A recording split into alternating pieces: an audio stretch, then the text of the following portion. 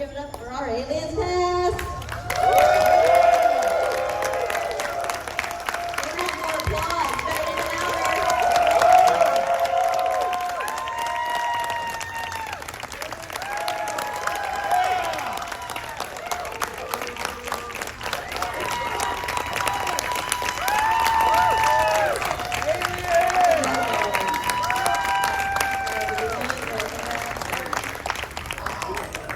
Yes. There we go. All right, so I wasn't sure how many people we were going to have, so I just brought 12 chairs, 11 chairs. I can't count. on his way. Ricco's on his way. We might have lost Mike. You have to do this hair. Okay, so let's begin this one by starting off talking about your characters. I would love to know some of the challenges in playing your respective characters. You start. Well, I was the medical tech officer, and I have absolutely zero medical experience or knowledge of any kind, so I had to muster a great deal of gravitas and ego, probably, because medical people tend to be quite self-satisfied. Any medical people out there? Let's not have a medical emergency right now. Doctor. Right. My sister's a doctor. Your character reminds me a lot of my sister. Let me see, challenges. It was my first film, same with Cynthia, so the technical stuff was incredibly challenging. I mean, did not learn that in drama school, and, at all. And so I sort of had to learn on the job. So I knew what cut and action was, and that was about it. Hit your mark? Hit my mark, learned how to do that, so that was very challenging. Yeah. Oh, here. So yeah, my challenge was when Jim and Gail told me that I got the part of Drake, was that I had to go in and bulk up. So I went from 185 pounds to 230 pounds. Wow. That was He still hasn't lost it. I'm 205. But I was in heaven because I was working out 8 hours a day. I got to go to the Pinewood commissary and have whatever I wanted. So it was like, oh yeah, give me the sirloin steak and two, and 12 eggs and potatoes every day. It was good fun. Great. Yeah, I've come to realize this the older I get, what a challenge it was, because I was busy working on something else at the time, which sometimes when you do projects, your life somehow echoes or reflects what it is that you're doing. So all these guys were Marines, training and working out unit, bonding, and I was working on another job and finished the job and came straight to work. So the officer arrives having just met his crew that he's given, and a total outsider. So all these guys were so bonded, and I was like the new kid in town who didn't know anybody. It wasn't quite true. Michael and Billy and I had done a project before. But somehow the character of Gorman is a complete and utter outsider until he goes through the baptism of fire. And I have to say, most of the production for me felt like being an outsider, because that was the character, but it was also how things were. So it was a very vulnerable, edgy thing. And now, I pass you to my friend, Kash. Aliens was my first film. It was practically my first job. I got my union card in England because I was the world premiere of The Hobbit in Leicester, England. No one had ever done any of the Lord of the Rings, and I was the same size as Bjorn the Bear. So my first job was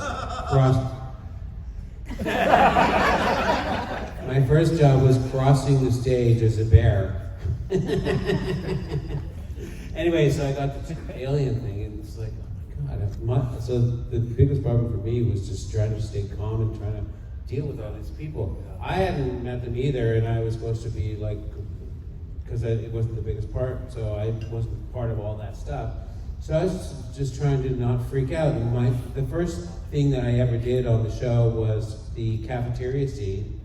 And Al Matthews was like all over the script. He was doing whatever Vietnam speak that he was doing, and everyone was having a great time. And I was just going, oh, I gotta get through this. I'll find a way to get through this without looking like an idiot. And actually, when I look at it now, though, I go, sometimes when, I don't know if you guys feel this way, but I look back on because I was guessing, right? I was guessing. And I go, that was pretty good.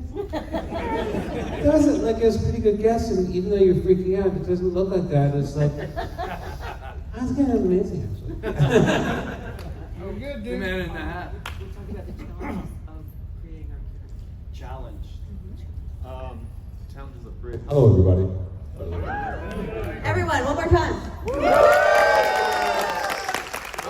I'm gonna come late every time now.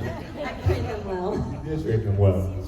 No, challenging part about the character for me, I guess, was I'm kind of like my father was in the military. I had 3 brothers in the military, and so I grew up in a military family. But I kind of am naturally a pacifist, so I had to really just focus on my dad and my brothers and try and get that military mentality. It helped with having a T-shirt that said "Strength by firepower, peace by firepower."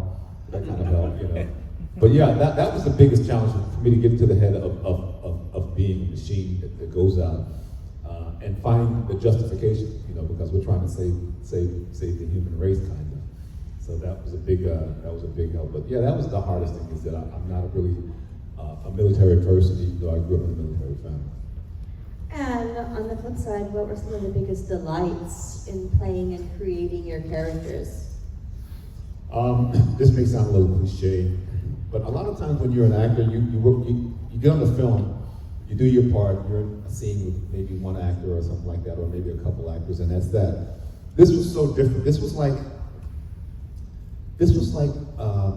kind of like when you're playing with a sports team, and you and your teammates become friends, and you're all, I guess war is kind of like this too. You're all in the trenches together to try and accomplish something.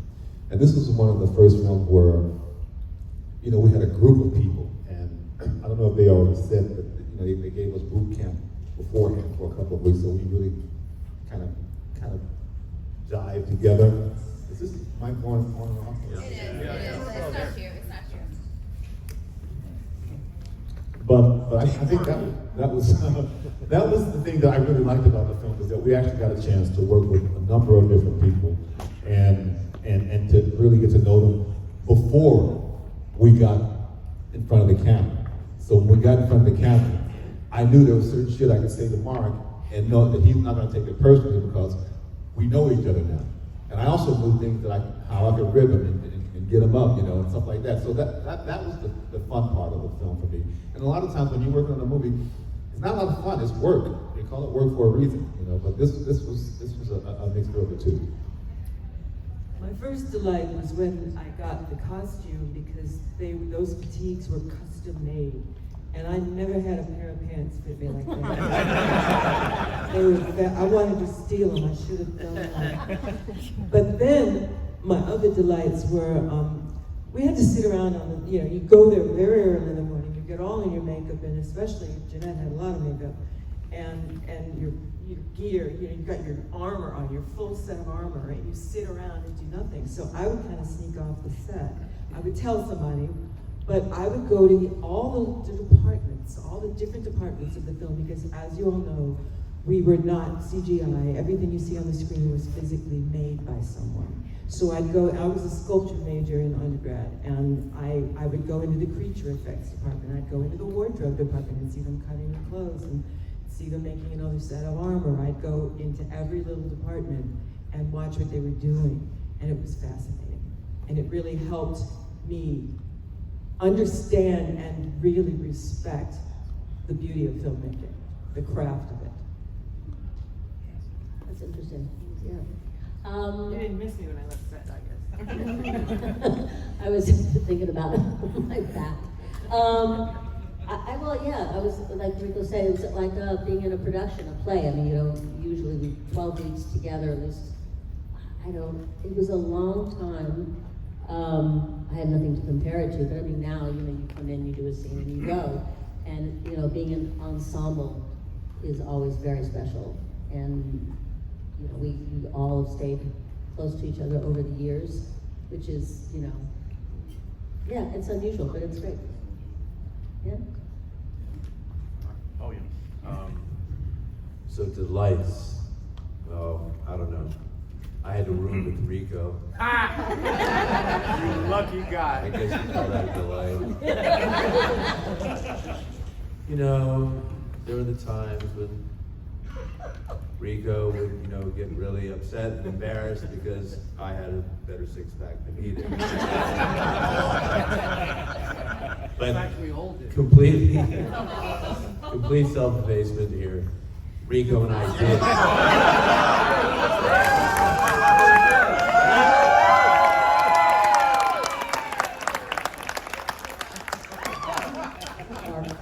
I'm not doing that. Not because I don't have it. But yeah, Ricco and I used to pose down. Like, honestly, the two of us in this big mirror in our room. And like, you ain't got shit, man. I was like, so that's one of the. He looked good though. He looked good. He was thick. They saw the film, Ricco. They saw the film. Oh, damn, good looking at it. So, who are you? No. I don't like you. No, nobody did. It's, I just, the scope of the thing was out of this world. I'd done movies before, but I mean, because everything was built and nothing was CGI, I think we had, 7, 8 sound stages? I mean, you would walk from one thing to the other and just go. And one of the things, I was thrilled. First time in the planet surface, getting out of the ABC, go, go, go, straight out, and I walked onto the set, and it was like the ceilings were, 3 times this height, and the lights were all down low, so that was darkness, and they had wind machines, and the temperature was cool, and the rain had been raining, everything was soaking wet, and the lights were really moody. You were on a planet surface, and it was thrilling to go and work in these massive sets, which in those days it was, yeah. Just a very quick anecdote. The Planet Surface set was constructed in 4 days. Wow. This is the masters at work at Pinewood Studios. I'm telling you, just But it was unbelievable. Also, every day, 200 people on set. 200 people on set, not on phones, working their butts off. 200 every single day, which was awesome. I think, the whole thing was a joyous experience because I was totally broke at the time. Doing a movie at Pinewood. So that was great. But whenever I think of Aliens, one of the first images I think of is going to the cafeteria and seeing the lineup of people that were doing other movies. And we'd be the tough Marines lining up, and in front of us, I always remember they were doing Little Shop of Horrors at the time. Oh wow! So it was like the 3 black girls, and they were always practicing, so they were like ordering their bagel or whatever, and just going, it was like a episode of I Love Lucy. That's what I always think. Yeah. Did they order their bagel singing? Like did they sing their order? Because I've done that before, actually. I was cast in Little Shop of Horrors, but the shooting schedules might have overlapped. It was unsure whether they were going to or not, so my agent wouldn't let me do it, but that would have been pretty wild. Great movie. Just run back and forth, no big deal. Do we have any audience questions? Right there. I have read allegedly online, in addition to Little Shop of Horrors, they also were filming Full Metal Jacket at the same time. Not at the same studio. But No, okay. Yeah. Stanley Kubrick, amongst many things of his genius, he was a complete control freak.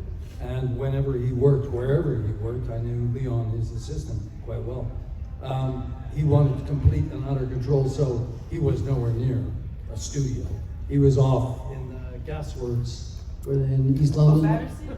No, not Battersea. Anyway, we saw those guys. We socialized with them. Yeah. And still do. So, So I just wondered if you could share some of the stories of socializing with the crew of Full Metal Jacket, if you have time. I got cast in Full Metal Jacket too, but it overlapped 1 week, and I was only supposed to be. The contract was initially for 8 weeks, and James says, "I'll let you do Full Metal Jacket, but you have to make sure that they release you after 8 weeks." So I went back to Full Metal to Stanley Kubrick and says, "Can you release me after 8 weeks?" And he goes, "No." And so then I had to make a choice, and I made the choice to go with Alien. But they ended up shooting for about a year on that movie, and one of my friends came over from Hollywood to play one of the roles, another brother, and he told me that halfway through the film he really was having such a horrible time that he wanted to leave, but he didn't want to leave the film, when it wasn't finished. So he said, if I'm going to stay here, I want them to at least pay me. And one of the things that Kubrick did, because James Cameron was not the James Cameron that you guys know now. At that time, James had only done what? Terminator. It was a big movie that he had done. And other than that, other little movies were smaller movies, but he had only really done Terminator. Every actor wanted to work with Stanley Kubrick. And this was my one and only opportunity to work. So that was a hard decision for me to make. But this other friend that came over and was in the film, he was telling me about the film. He was saying it was the most horrible shoot he'd ever been on. And he wanted to leave, but he didn't want to leave the film before it was done. But he also had a conversation with them saying, pay me. At least pay me what I'm worth, because they were paying everybody scale. And he said that Kubrick said he was trying to mess up the film and said, okay, we're just going to get rid of you, we're going to kill you off. And I don't know if you guys remember that one scene, there was a poster, a famous poster, a Vietnam poster, where a guy's getting shot and there's the word Y at the top, and you see him falling into mud. Stanley Kubrick kind of recreated that and had him falling into this water, and he did it over and over and over again. And the guy says, I get it. He's getting me back for wanting to do the film. Their film, the actors on their film were not happy at all, and we had the complete opposite of that. I think we really felt like we were a team, and that we had galvanized, and I think they was working for it. Yeah, Jim was like barely 30, I think, or 29. Yeah, he was 30. Yeah, okay, 30. And he told us that he wrote and made The Terminator to convince 20th Century Fox to give him the sequel to The Alien. Wow. Did you want to? I have a question for Jeanette and for Mark. What was it like? Did you guys have to go through training? Because I know you guys use Steadicam rigs to hold the big guns that you were using. So did they give you special Steadicam training, or was it just? I am a cinematographer now, yes. I can weld and I can shoot film. Yeah. Anyway, no, well, we definitely, you had to know how to walk, and so you wouldn't be like pitched forward. I mean, it kind of was pretty self-explanatory, because if you got your balance off, you'd be thrown forward. As far as they had Steadicam rigs already pre-made for the few Steadicam operators there were in the world, and they had mine, and they'd gotten the smallest Steadicam they could get operator, because I think he was like 5'8", and they figured, who we're going to cast is going to be at least 5'8", because she's supposed to be so big. I'm barely 5'2", and so the thing went down halfway down my knees. So Terry English, who was the armorer, he wasn't supposed to, but he cut off the bottom half of the Steadicam so I could actually wear it. Yeah, and not be in pain. But don't tell Panasonic. So just to follow on to that, just in the tent, the first day we went to test the rig with the gun, and Jeanette and I are standing there, and Cameron says, he goes, present the weapon. and we put it out, and the entire rig just flew off her chest, and the gun, which was about 75 pounds, just went clattering to the floor. And all the heads of department were just looking at each other, and everyone was aghast, and Cameron suddenly goes, duct tape. Duct tape. So every morning, this was one of those delightful moments. Delight, yes, the We delight. would get the rig on, and they would duct tape us in it, and we couldn't take it off for the entire day. You have to make sure you could pee, you pee before, and then you, Yeah, everything before. Like, Jesus. But then the thing was, is that at night you could be sleeping because the rig would press down on your shoulders. I woke up so many times thinking, oh! I thought I still had it on. You know? So while Bill Hope and Bill Paxton and Danny and Ricco especially were all running around, joking to each other, having a wonderful time on the set of Aliens. Jeanette and I were like, sitting, we had special stools made for us with a little hole right there. so we could discuss wonderful things So we like, could put our things there, we'd sit next to each I other. wonder what's for lunch. How you doing? What are you doing this weekend? I don't know. Well, I was gonna say, like, what did you do in between scenes? Because I know filming things like hurry up and wait. We just sat right? on our stools. Yeah, it's like, how did you like relieve the pressure of? Well, they had a masseuse there, but we never had any time to use her. I remember that. I thought, oh, that's so nice. You know, they have a masseuse, but I never had time. There was this picture of me where I'm like this, and I was looking at the position the gun was in, and I was thinking, what scene is that? And I'm looking really angry. And I kind of look at the position and go, oh, wait a second, that's me off camera, just sitting on my stool. In pain. In pain, really pissed off. So you mentioned the practical effects, everything was practical effects, like nowadays with CGI. I mean, a lot of you mentioned this being your first film or one of them. Did you ever, I've watched the movie 100 times, I've seen it recently. I feel like it's still, like, it holds up. Like, they did an awesome job. That's So I right. mean, what can you talk to about just, like, seeing the practical effects versus, like, then versus now, and, you know, how, I guess, how it stands up is impressive. I couldn't believe how theatrical the whole setup was. There were several times they did this, and one of the things was they needed more people, more hypersleep things, pods. Okay. And so, you know what they did? They hung a mirror. And it was one of those roll mirrors, and they hung a chain on the seam. It was like ridiculously, easy as pie, dollar store or whatever. Like, I couldn't believe it. Mark mentioned the facility of the art department in England, the artists that work on movies, and you'd be in the operations lab and you'd open a drawer, and in the drawer would be the shopping list for the colonists when they go to the PX, and little baubles, little pens and things that they would use on in the operations lab, and it would completely set the scene for you as an actor, that everything you touched was helping you create the reality. There's a lot of publicity about the culture clash when Jim, he's Canadian, but Mr. LA arrives into the English countryside, Florida, the tea lady, and all the rest of it.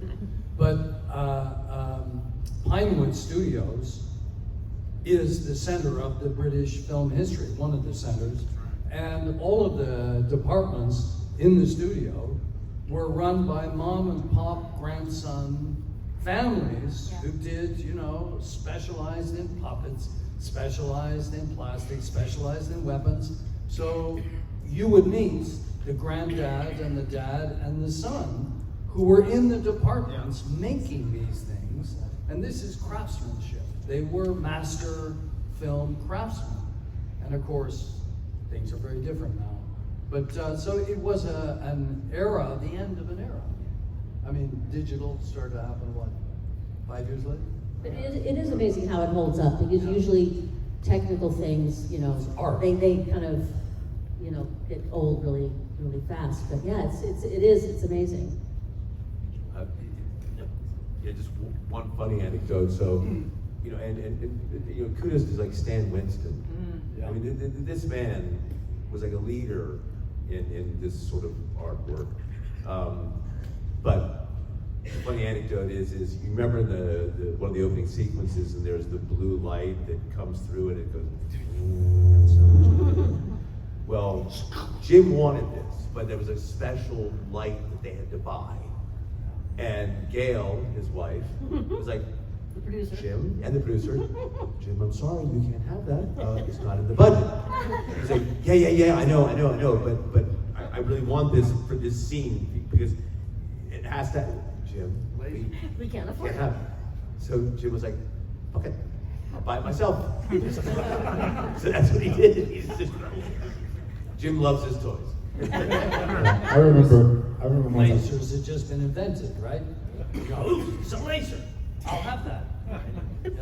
I remember I came on set one day and we were shooting one of the scenes of the planet, and I came from the back, and it was all styrofoam and little pieces of wood holding it up. And I remember thinking, this looks so whack. And then I walked around and saw the other side of it, and you see what these craftsmen have built. And you see the 3 different types of slime. They had thick slime, they had thin slime, and they had some slime in the middle. And you saw what they did, and they added the atmospheric smoke, and you just like, oh my God. So no, those guys were masters. And you said you saw the film just recently. Yeah. I was flipping through the film maybe about 5 years ago, and it was halfway through the film. I just thought, let me just see how this film holds up.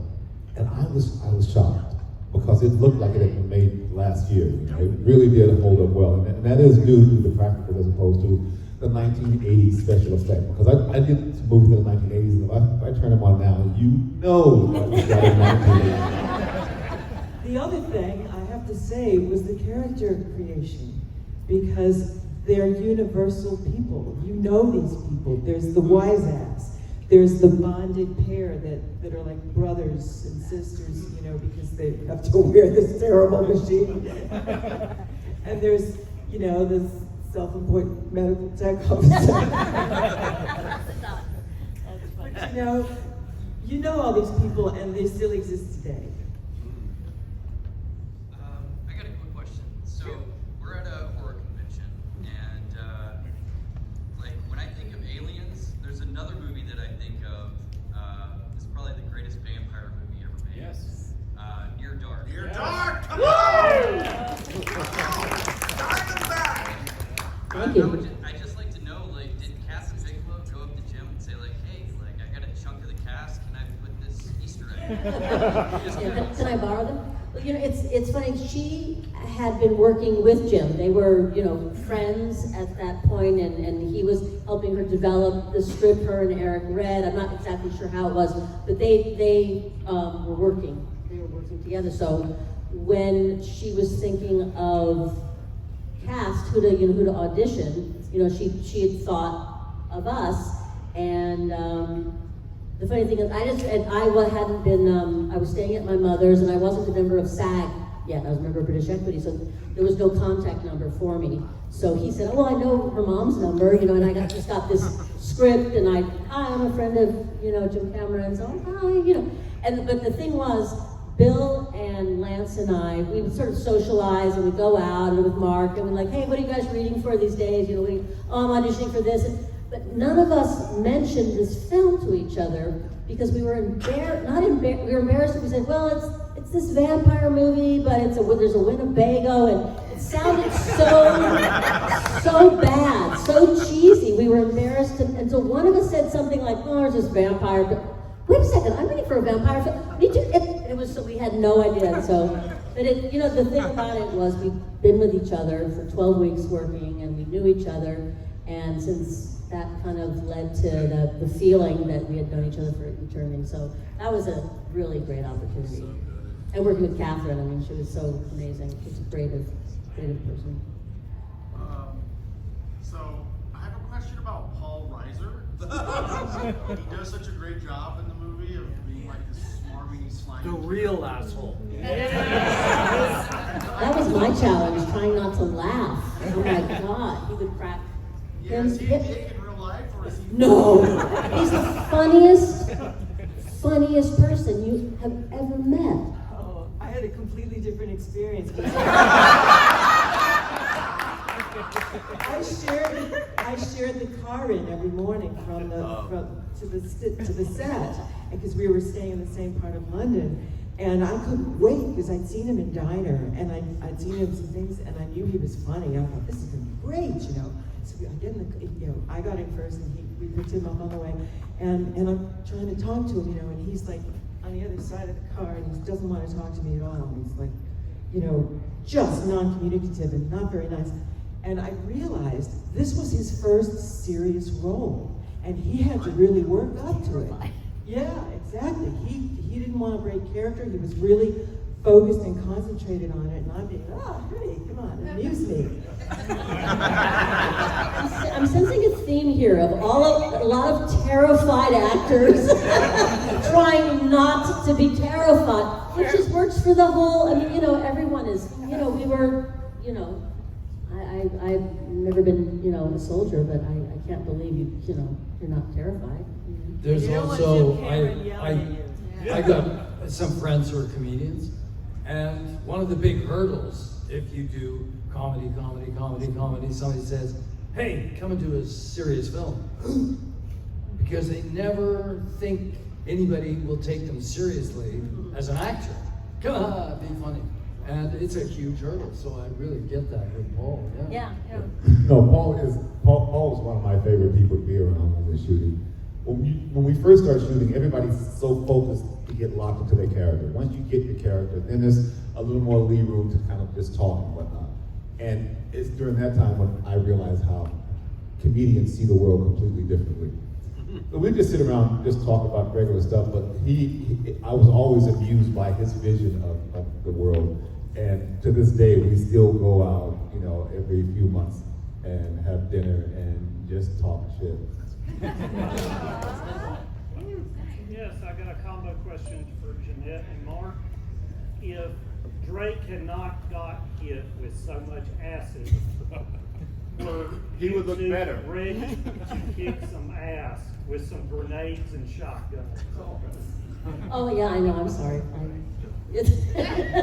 No, are you asking him? Am I sorry Oh, that yeah. I brought upon his death? Obvious chemistry. Okay. Well, the funny thing is Jeanette and I had talked after making the film of what if, right, as a sequel to Aliens, that Bishop clones Drake and Vasquez back, and we blow up the Queen Alien, and this executive's like, no. How about the fact that no one saw me die? There you go. There you go. Damn. SpongeBob. So you live to see another day. You're still on that planet? Is he still waiting? Who's that? How was it working with James Cameron before he blew up? Challenging. He's the same. I mean, I worked with him 3 times, and he was, you know, from this to Titanic, as far as, you know, it was exactly the same. Hear stories about how he's, when he first started off doing like the Terminator and like Aliens and all that he's more strict on set. No. Hard to work with. No, completely, no, not at all. I mean, that's the thing about Jim is that, you know, he's so focused and you're there to work. So if someone is not there to work, you're lazy or incompetent, then, you know, God help you. Yeah, I mean, he's not politic. You know, I mean that in like Hollywood. He doesn't come from Hollywood. He comes from Niagara Falls, Canada, and he was a truck driver and just a geek in his room. And so he doesn't know how to be nice, you know, that sort of thing. Yeah. If you know where he comes from, it was from the Roger Corman School of Movie Making, where he met Bill Paxton. And so Jim did every departmental job possible, except for acting, because he should never give the line readings. But the truth is something that's seared in my brain is the first time I walked into his office when they were going to give me the script and tell me I got the role.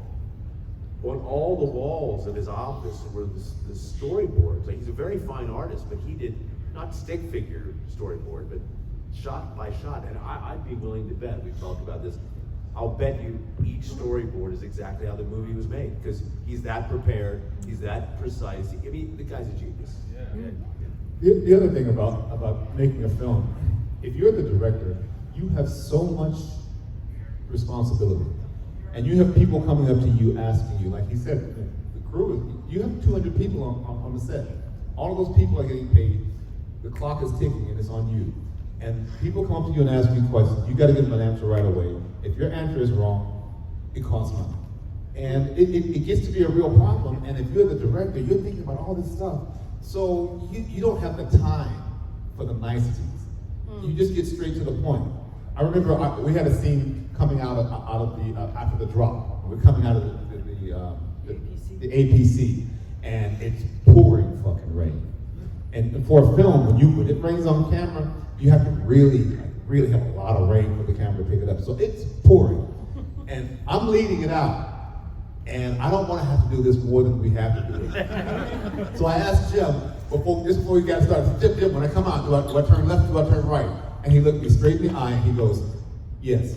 I walked away. And I knew he had other things on his mind. He's trying to give me an answer, but at the same time, he's thinking about something else. And the answer was yes, and I had to just figure it out. I had a day with him, it was with the cocooned woman, Please God Kill Me. Yeah.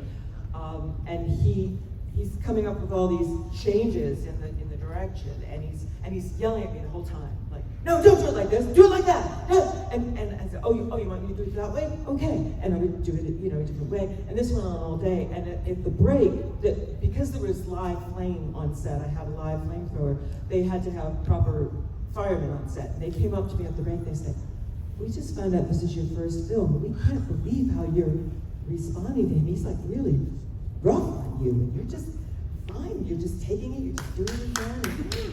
And I said, it just reminds me of my dad.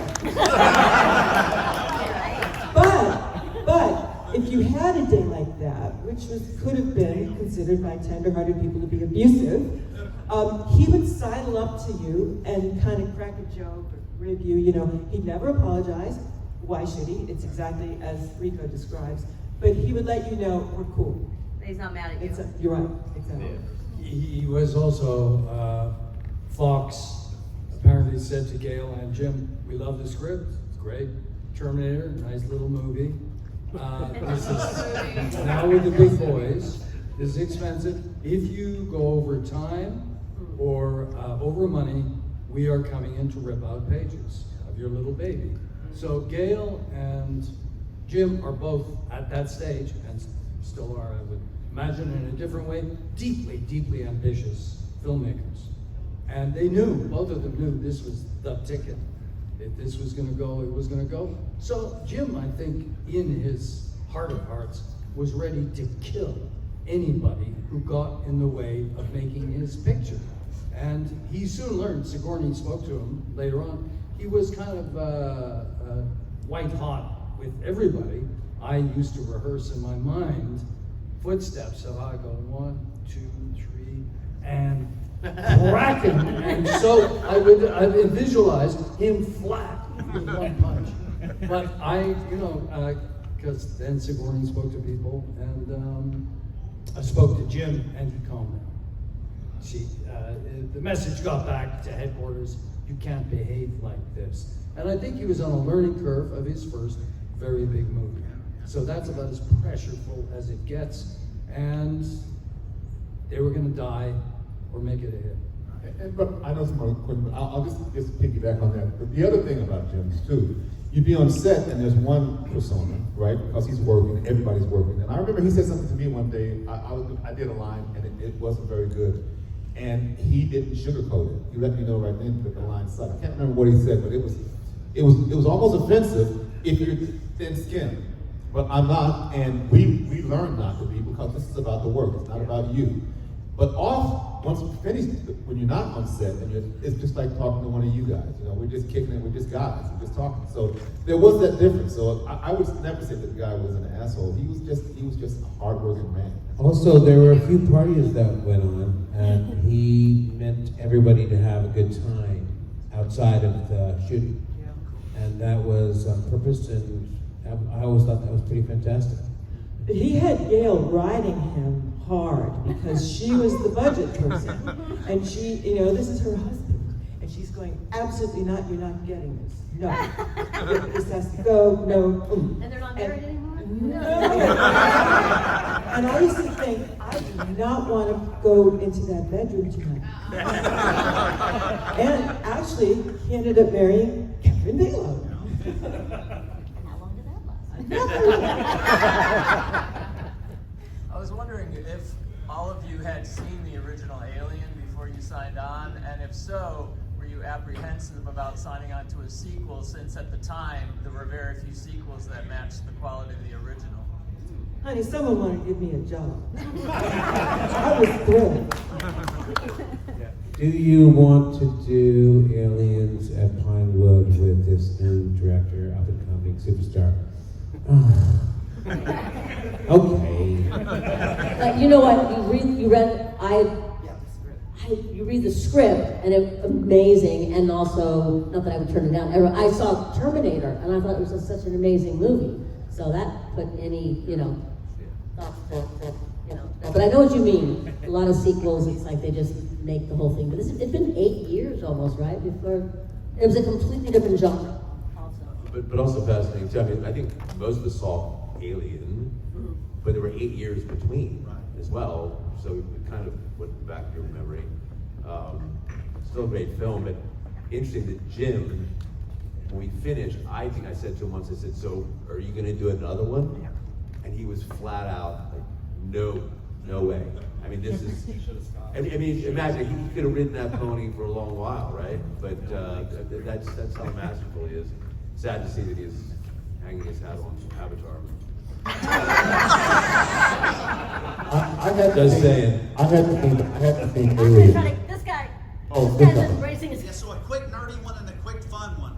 The nerdy one, anybody have a practical weapons handling story, blanks, something like that, like the flamethrower story you told? But the fun one, any good craft services or cafeteria stories from Pinewood? I can just tell you that I put like when you have these guns, you're never supposed to put your finger on the trigger. That's right, Yeah, so Al Matthews had been to Vietnam 3 times or whatever, and he lived in England because he wasn't coming back to America because of it.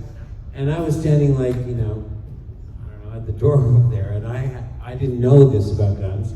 And I put my finger on the trigger, and he came over to me and raved me out like I couldn't believe it, because he said, he can see it, because he'd been to war. That's great. Thank you.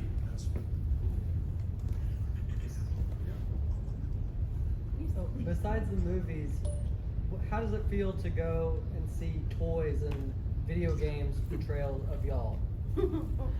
Go into the store and see, action figures of you. What do you think?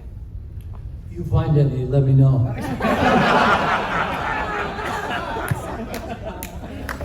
Why don't y'all petition Mika, because they didn't do me yet. No, it is a little surreal because when they decide to have one of these dolls made, it's not like before where they just scratch up something and say, yeah, this is Frost. No, they get pictures and images of you, and then they put it in a 3D computer, and so when they first sent the little prototype back, it was about 2 inches or something like that, and asked me how do I like it. It was weird because it looked just like I did at that time, and the only difference was the chin was a little too big, so I asked them if they could pull the chin back a little bit. And then they asked me, they said, no one ever saw the back of your uniform, really. Would you like to personalize that too? So I got an opportunity to then, after the fact, personalize the back of it. Was really cool. Totally cool. Any of you have any stories about Bill Paxton you can share from the set?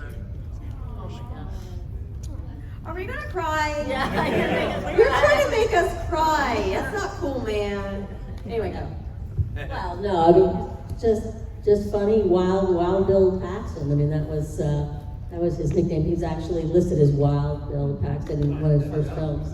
Yeah, no, funny, creative, and a gentleman. I mean, that was the one thing that he said. He would always introduce himself or say, "Hey, how you doing?" Up to the grips, and he knew everybody's name. Friend to all. Yeah, absolutely. I have to say this, is like, of course, I mentioned that I was freaking out or whatever, going to this big Pinewood thing, and the first scene was the cafeteria scene, and out of the blue, Bill Paxton goes, "Jenny, Kash is here!" Everybody, Jenny, Yeah, he was great. He made everybody feel at home. And the thing was, I asked him about that. I was like, "Wow, how do you know everybody's name?" And he said, "My dad taught me. You learn everyone's name, and I make sure that I know it." And it was like that. He did his homework. He seemed like he was just this casual kind of guy, but he was like, a true Before you even gentleman. got there, he knew?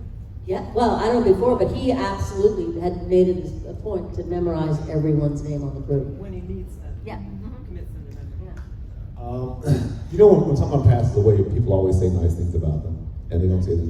This is one dude that really that people liked him. Bill was a very likable person, and he never played the big star that he was.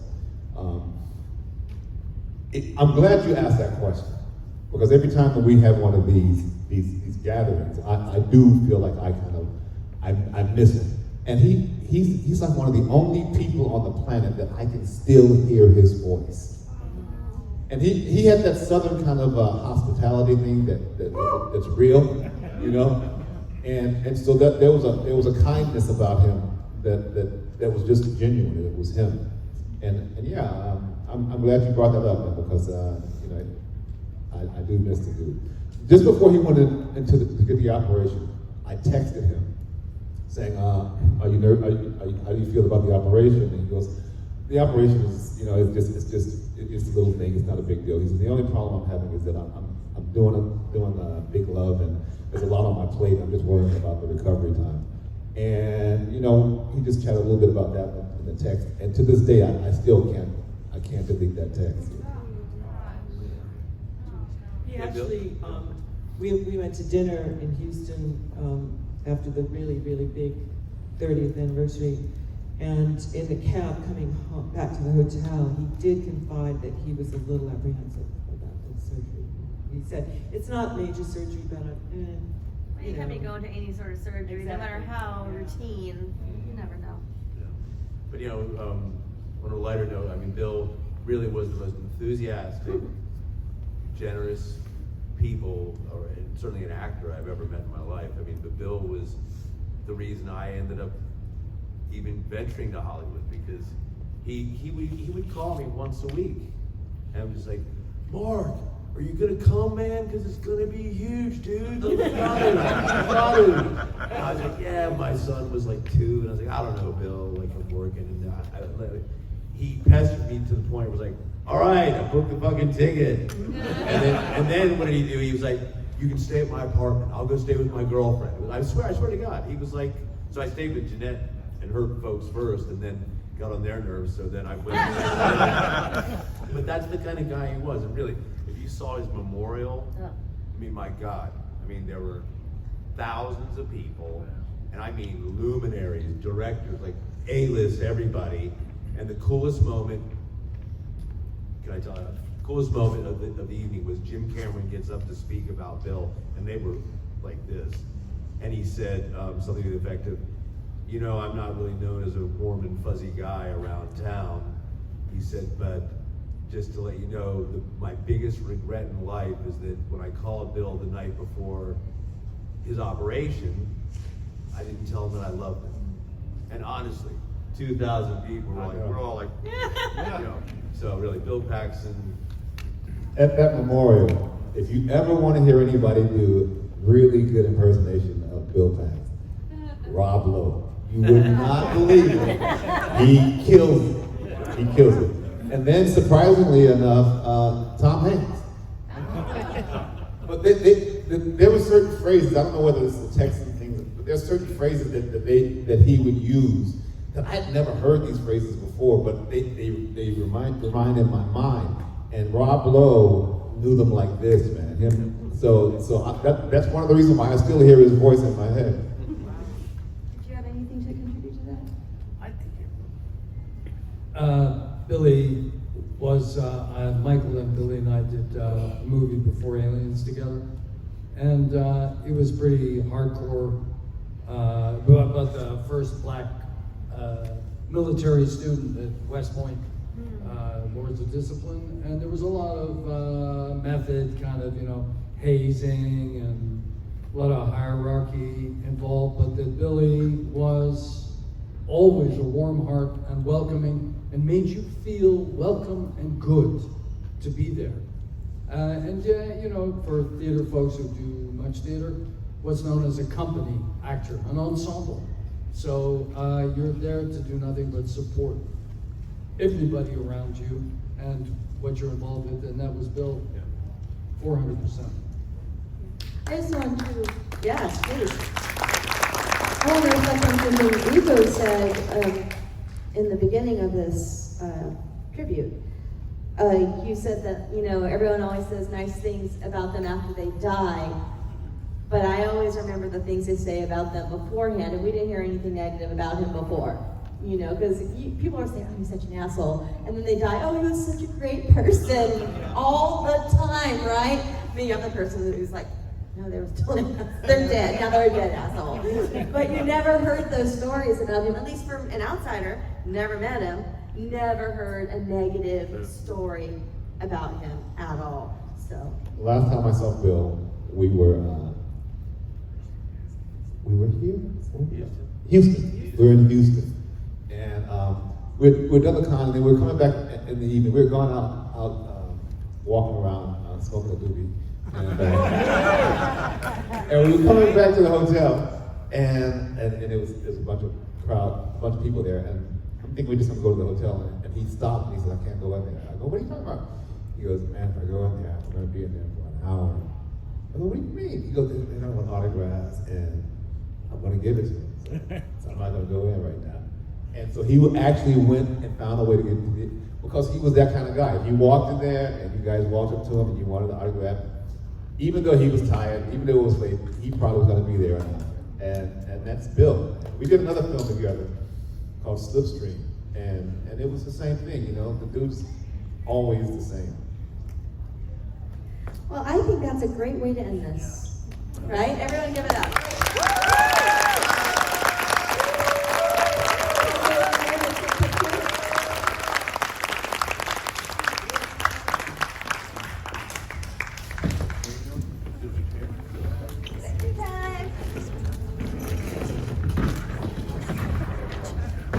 Thanks, guys. Here all weekend.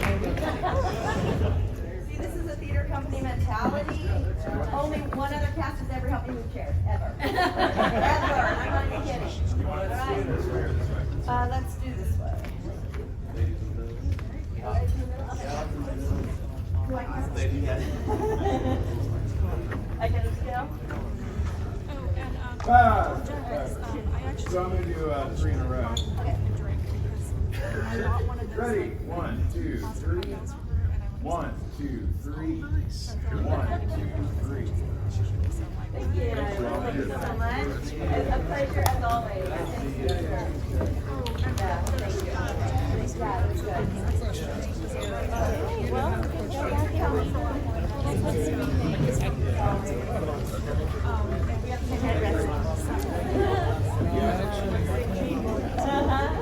Thank you guys.